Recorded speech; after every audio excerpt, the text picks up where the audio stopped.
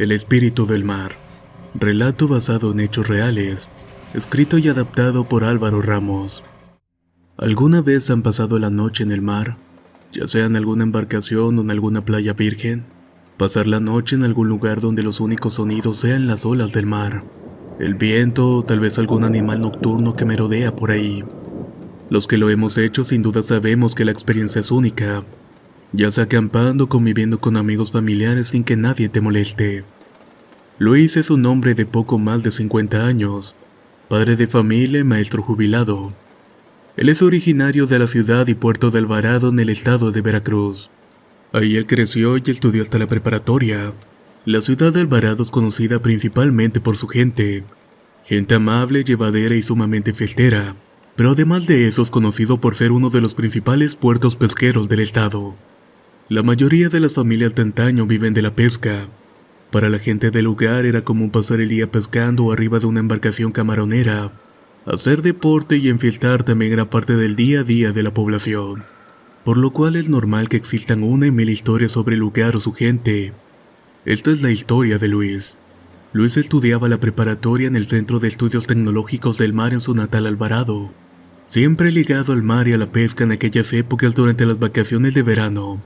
Luis acostumbraba a trabajar en los barcos pesqueros del pueblo donde familiares y amigos también lo hacían. Él lo hacía porque eso le ayudaba con las prácticas de la escuela. Además recuerda que para terminar el bachillerato, uno de los proyectos de campo era pasar unos días en alta mar en una de las antiguas embarcaciones de la escuela. Todo esto para realizar algunas prácticas, por lo que trabajar en eso desde antes le hacía tener más experiencia. Así cuando llegara el momento tendría una mejor calificación. Desde los 16 años ya había salido al mar ayudando a un buque de pesca algunas veces. Eran 2 o máximo 3 días los que pasaban el mar hasta que tocaba tierra nuevamente. Y nunca tuvo miedo de esto. Nunca escuchó nada extraño.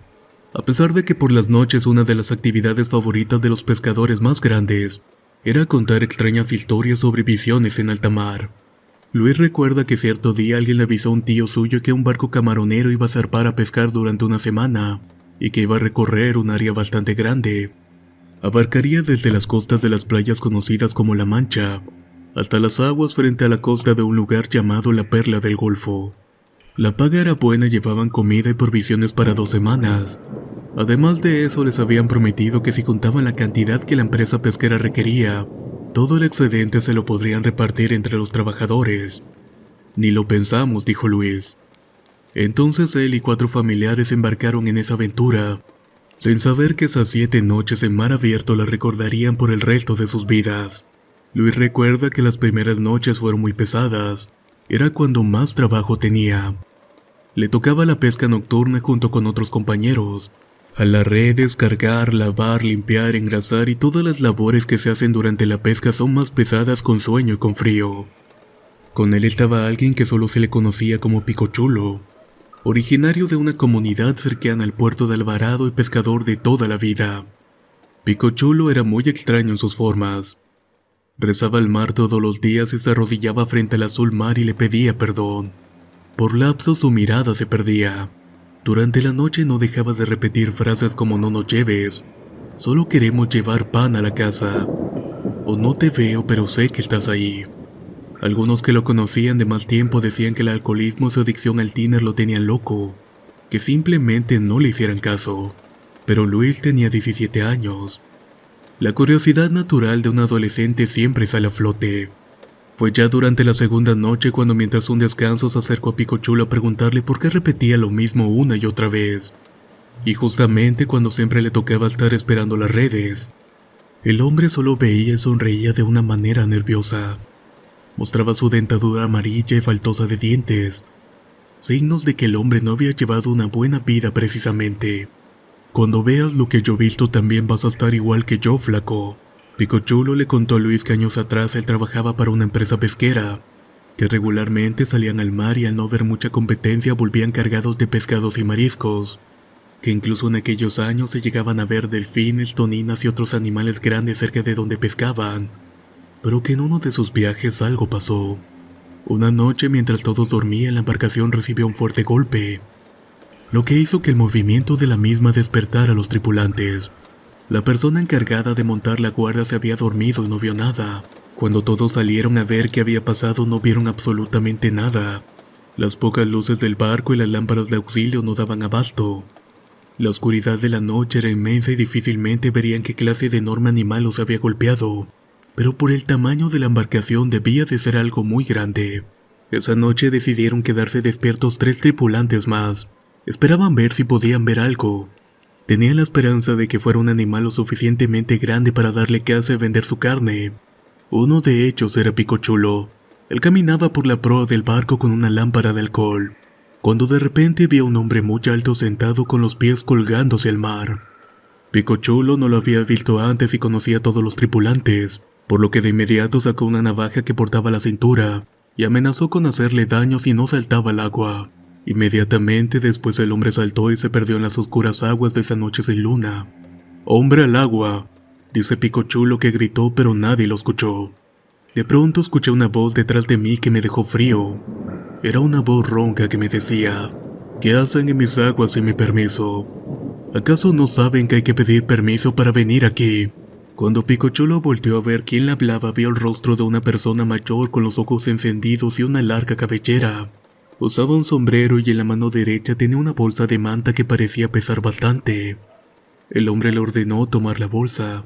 Le dijo que adentro había oro, lo suficiente para que sus compañeros y él disfrutaran de una vida plena hasta morir. Pero tenían que irse de ahí temprano por la mañana.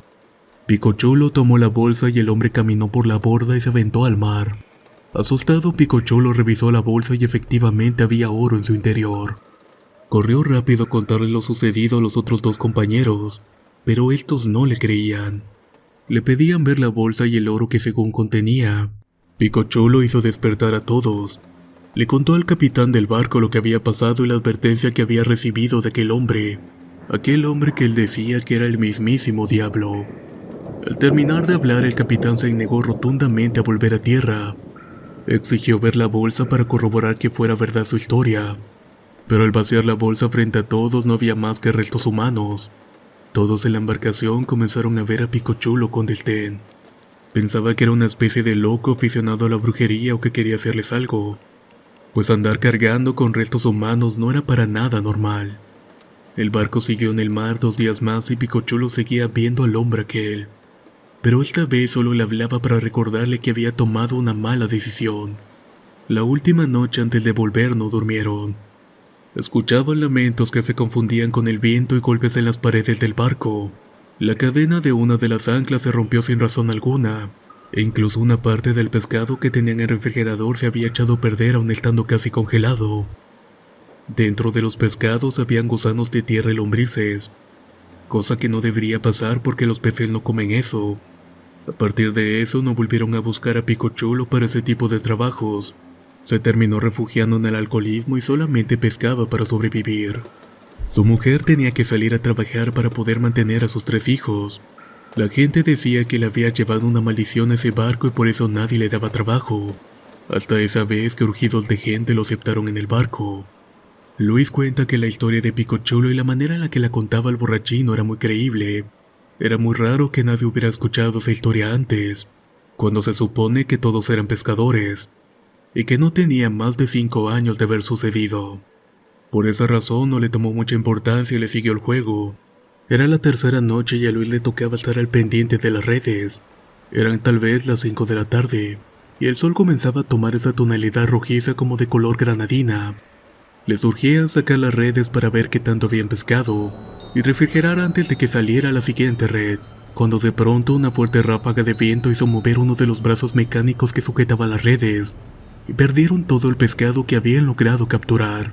Como en todos lados buscaron culpables y Luis, al ser el más joven, recibió su regaño y su castigo. Le tocó lavar los baños y la cubierta durante toda la noche. Uno de sus tíos se ofreció a ayudarlo. Le parecía injusta la manera en que lo habían culpado por algo que no había provocado. Esa noche todo parecía tranquilo y su tío y él limpiaban y se tomaban descansos cada cierto tiempo, mientras que los encargados de la pesca nocturna fumaban y platicaban de cualquier cosa. En un momento ambos escucharon voces. Eran 2 voces diferentes que mantenían una conversación. Una voz la reconocieron fácilmente y parecía la de Picochulo. pero la otra voz era un poco más extraña. Era profunda, ronca y fuerte. Se acercaron sigilosamente y al estar cerca lograron ver a Pico Chulo haciéndose una marca con una navaja, así como un hombre muy alto parado frente a él ordenándole que la herida fuera más profunda. El tío de Luis rápidamente corrió a quitar el cuchillo a su compañero, y los tres vieron flotar al hombre alto hacia dentro de una de las puertas que dirigían hacia los camarotes. Inmediatamente dieron aviso de que había un polizón a bordo. Los hombres con los que ellos se mantenían despiertos alertaron a los demás. Esa noche buscaron en todos los rincones del barco, pero no encontraron a nadie extraño. El capitán del barco ordenó que todos entregaran el alcohol o las drogas que llevaran a bordo, pues no iba a poner en riesgo la operación por alucinaciones de hechos. Ya de día el tío de Luis se acercó a hablar con él y le dijo que era mejor no mencionar ya nada, que los demás iban a pensar que estaban locos y que eso no les convenía, porque al final tal vez ya no les daría más trabajo, que era mejor evitar el tema y le dio una estampita de una cruz como protección. Esa tarde algo raro sucedió. Una de las redes estaba rota. Parecía como si algún animal lo hubiera mordido, y eso había hecho que el camarón se escapara. Parecía como si algún animal lo hubiera mordido y eso había hecho que el camarón escapara. El capitán ordenó a dos de sus mejores buzos que bajaran a buscar algún animal. Sabían que no era zona de tiburones, pero podría haber algo más. Tal vez algún pez lo suficientemente grande que buscando comida hubiera roto la red. Los dos buzos bajaron y estuvieron rodeando la zona de las redes por poco más de una hora, hasta que por fin uno de ellos salió y pidió ayuda. El otro compañero había descendido más de lo que podía aguantar la respiración, y en su afán de volver lo más rápido a la superficie a respirar subió con tanta velocidad que el cuerpo se descomprimió, lo cual es bastante peligroso. Como pudieron se contactaron por medio de radios para pedir ayuda. Les dijeron que tenían que acercarse lo más posible a un puerto, y que de ahí llevarían al marinero al hospital más cercano. Por la zona en la que se encontraba pescando, su única opción era acercarse a las costas de Balsapote. Ahí esperarían que alguien llevara al joven lo más rápido posible a un hospital. Esa noche una camioneta ya esperaba al joven en tierra, y tanto el segundo al mando como el otro compañero que buceaba con el accidentado se fueron. La embarcación recibió la orden de pasar la noche anclados en las costas de Balsapote. Ahí esperarían a los otros dos tripulantes que habían acompañado a su amigo al hospital. Esa noche llovió muy fuerte y ellos daban gracias de no estar mar adentro con esa tormenta. El ambiente era silencioso y todos de alguna manera sentían miedo de lo que le pudiera pasar a su compañero. Además que estaban frente a una costa llena de vegetación y montañas. Desde el barco lograban ver algunas luces de las casas costeñas, de las velas que la gente usaba para alumbrarse, y de repente veían a una que otra persona curiosa en la playa. Ya eran las 3 de la mañana cuando se comenzaron a escuchar gritos de una mujer adentro del barco. Todos de inmediato salieron a ver qué sucedía. Se encontraron todos en cubierta y se veían unos a los otros, mientras los gritos no se dejaban de escuchar. Venían de afuera de alguna parte de la costa, pero a esas horas ya no se veía alguna luz a lo lejos. Las pocas casas que habían ahí se encontraban en total silencio. Los gritos salían más bien de entre los árboles y el viento los magnificaba. El capitán ordenó que usaran las lámparas para alumbrar la costa a ver si podían ver algo. El operador de las luces las dirigía hacia la playa en búsqueda de la persona que emitía esos gritos. Estaban desesperados pero no veían nada, hasta que dirigieron la luz hacia uno de los riscos llenos de árboles. Ahí vieron que en las ramas de unos de ellos, colgada del cuello, se encontraba una mujer joven muerta. De la impresión, el operador de la luz se movió por un instante. Cuando volvió a alumbrar en dirección a la mujer que colgaba en la rama de aquel árbol, ya no estaba. No era un invento esta vez. Todos la habían visto. De inmediato todos se juntaron y comenzaron a rezar por el eterno descanso de esa mujer. Todos hincados con los ojos cerrados rezaban. Algunos incluso se tomaban de las manos. Luis tomó de la mano a su tío y dice que sentía como temblaba. El miedo se había apoderado de todos, pero su tío parecía que en cualquier momento se soltaría a llorar. El capitán entonces ordenó alejarse un poco de la costa, como si eso fuera a evitar que algún espíritu los alcanzara. Así lo hicieron y pasaron toda la noche escuchando el viento golpear la embarcación con lamentos de profundo dolor.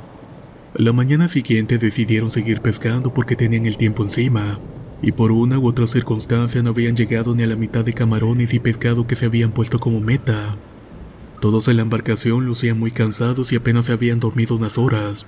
Comían bien, pero las jornadas de trabajo eran muy pesadas.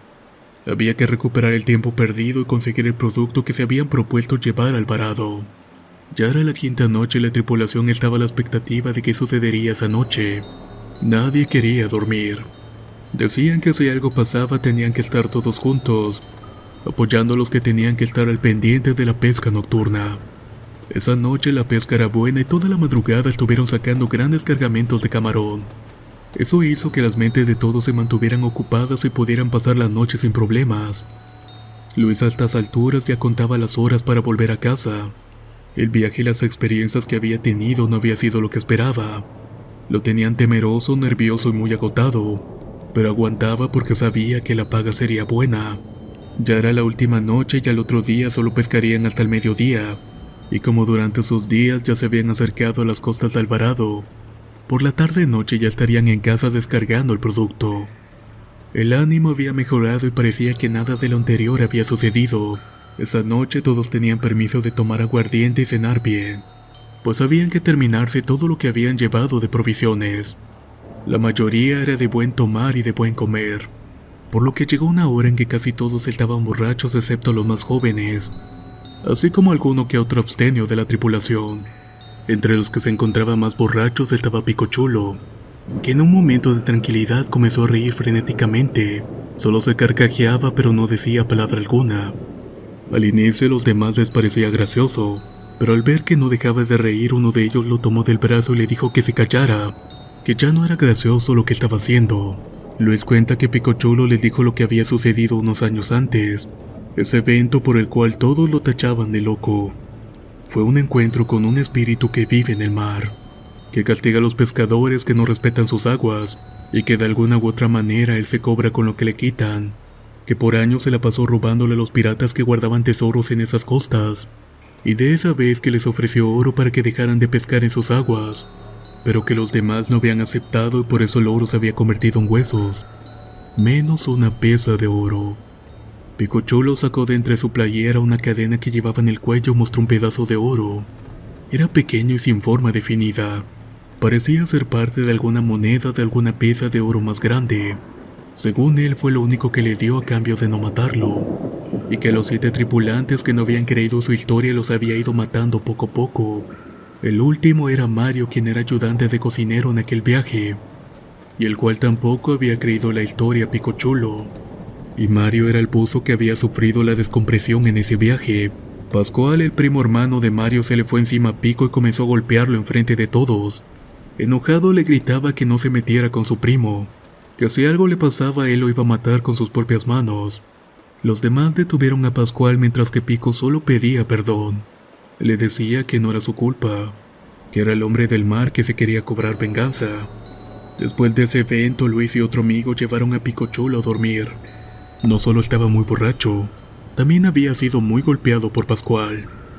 Ya en la cama donde dormía, el hombre le dijo que no tomaran a la ligera lo que les había dicho, pues no se trataban de mentiras. Que constantemente en esas aguas los barcos pesqueros ven luces que provenían desde la costa. Luces de auxilio que hacen que los que ven las luces quieran ayudar, pero muchos que desconocen la zona chocan con arrecifes o con enormes piedras bajo el agua, y tienen que encallar en la zona. Luis recordó que hace 2 noches atrás uno de sus compañeros dijo ver una luz de faro y señales de auxilio, pero que se le hizo muy raro ya que el faro más cercano tenía ya 10 años sin funcionar. Después de eso dejaron al hombre dormido y volvieron con los demás. Ahí Luis se enteró que de los 7 tripulantes de la embarcación que había dicho Picochulo, 2 aún vivían. A uno le amputaron las piernas por una enfermedad y el otro quedó ciego por un accidente de fábrica. Y de Mario aún no tenía noticias, por lo cual nadie creía la historia del todo. Pero todos coincidían que por las noches en las aguas del Golfo se escuchan cosas y se ven visiones que no tienen explicaciones, que muchos han perdido la vida siguiendo algo que no existe, y que por eso siempre se hace una misa antes de zarpar, para pedirle a Dios que los cuide y los lleve de vuelta a casa. Esa noche todos durmieron excepto 2 tripulantes que se quedaron a hacer guardia. Ya por la mañana, muy temprano, todos estaban despiertos y listos para desayunar. La sorpresa fue que la comida que habían dejado para desayunar estaba podrida, a pesar de haber estado dentro de los refrigeradores. El día transcurrió sin inconvenientes y no habían logrado llegar a la meta deseada, pero tampoco estaban muy lejos de ella, por lo cual no se sentían del todo mal e igual la paga era segura. Luis volvió al varado y esa noche durmió todas las horas que no había dormido. Ni siquiera pudo contar su experiencia a su familia porque el sueño no lo dejaba. Luis recuerda que días después se enteró que Mario había sobrevivido, pero que las consecuencias lo habían dejado en una silla de ruedas. La curiosidad lo llevó a preguntar qué había sido de Picochulo y quienes lo conocían le dijeron que estaba en su casa. Regresando del viaje recayó de la cirrosis que padecía y que necesitaba comprar unas medicinas muy caras, pero que nada servían porque él no dejaba de tomar. Luis terminó el bachillerato y su último examen era pasar una noche en alta mar. Ahí tendría que resolver toda clase de situaciones previamente manipuladas por los maestros. Recuerda que a pesar de que el barco estaba solo unos metros mar adentro frente a la ciudad, él no dejaba de pensar en lo que le había pasado en aquel viaje de pesca, pues a pesar de que la historia de Picochulo no es 100% real, y que también muchos de los eventos que él platica no coinciden con la realidad, nunca va a olvidar la figura del hombre alto con sombrero que él y su tío vieron platicando con Picochulo, o el cuerpo de la mujer colgada en aquel árbol que segundos después ya no estaba. Hoy en día es abuelo y está jubilado y el mar ya solamente lo ve desde la playa, pero desde aquella última prueba escolar nunca volvió a abordar una embarcación. Dice que no es por miedo, sino más bien por seguridad. Cada pescador tiene sus rituales para volver sano y salvo a casa, así como cada uno de los que pasan largas jornadas en el mar. Él ha escuchado o visto cosas que no son creíbles para los que nunca hemos estado ahí, pero todos coinciden con lo mismo. Al mar hay que respetarlo, y también pedirle permiso para entrar en él. El espíritu del mar. Relato basado en hechos reales, escrito y adaptado por Álvaro Ramos. Si quieren escuchar más historias del mismo autor, los invito a visitar el enlace que dejaré en la descripción del video. De igual manera, si te gustó la historia, te invito a suscribirte y activar las notificaciones, ya que constantemente subimos material nuevo al canal. Nos escuchamos en el próximo relato.